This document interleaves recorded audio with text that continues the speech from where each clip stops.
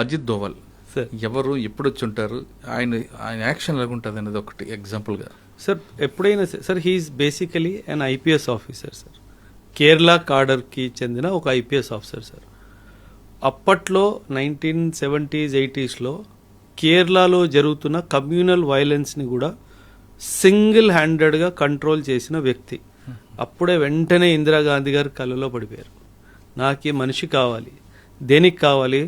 North east insurgency China వాడు చాలా ఇబ్బందులు క్రియేట్ చేస్తున్నాడు, వాళ్ళ యూనిటీని బ్రేక్ చేయాలి.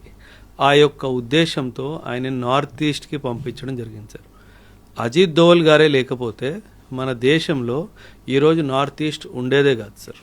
ఎందుకంటే వాళ్ళు చాలా గట్టిగా ప్రిపరేషన్ చేసుకున్నారు.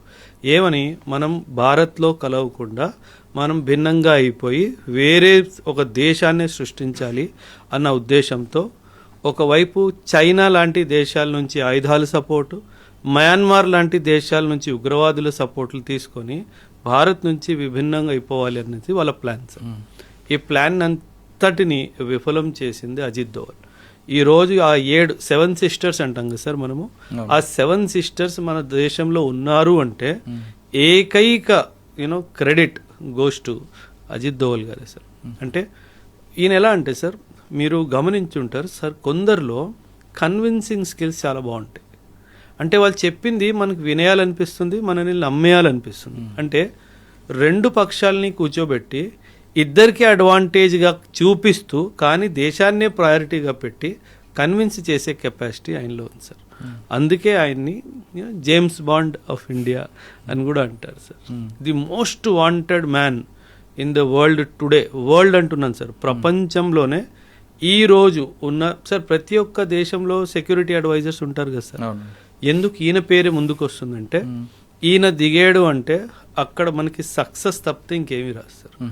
ఆ సక్సెస్ని అలా డిజైన్ చేసుకొని రంగంలో దిగుతారు సార్.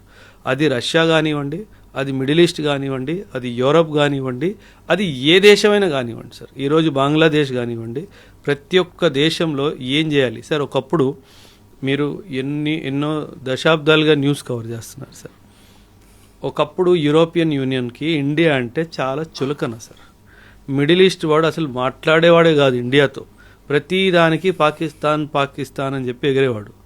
ఈరోజు ఏం జరిగింది సార్, ఈరోజు యూరోప్లో మనల్ని పిలుస్తారు యాజ్ విఐపి ట్రీట్మెంట్ ఇవ్వడానికి. మన ప్రధానమంత్రికి రెడ్ కార్పెట్ వెల్కమ్ దొరుకుతుంది. మీరు రీసెంట్గా చూశారు, నెదర్లాండ్స్ వాళ్ళు ఎప్పుడో ఏన్షియంట్ టైమ్స్లో మన ఇండియా నుంచి తీసుకెళ్ళిపోయిన మన యొక్క